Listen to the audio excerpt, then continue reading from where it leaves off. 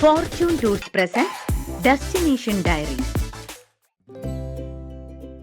അൾജിയേഴ്സിയിലെ national museum of fine arts ആഫ്രിക്കയിലെ ഏറ്റവും വലിയ ആർട്ട് മ്യൂസിയങ്ങളിൽ ഒന്നാണ്. 1930 മെയ് 5 മുതൽ പൊതുജനങ്ങൾക്കായി തുറന്ന ഇത് ഹമ്മ ടെസ്റ്റ് ഗാർഡൻ അടുത്തായി ഹമ്മ ജില്ലയിലാണ് സ്ഥിതി ചെയ്യുന്നത്.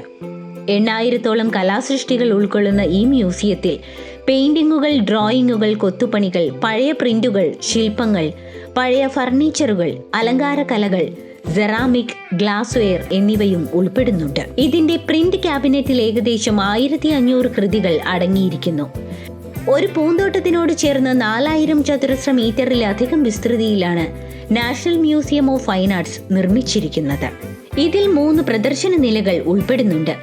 ആദ്യത്തെ ലെവൽ വെങ്കല ഗാലറിയാണ്. അതിൽ ഹെറാക്സ് ആർച്ചറായ ബോഡലിന്റെ പ്രതിമ മനോഹരമായി പ്രതിനിധാനം ചെയ്യുന്നു.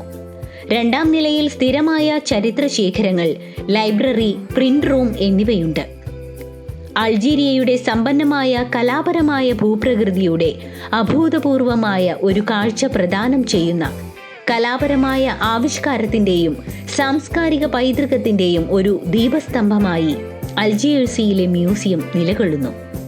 വിനോദസഞ്ചാരികൾക്ക് കാണാൻ നിരവധി കാഴ്ചകളാണ് ഇവിടെയുള്ളത്.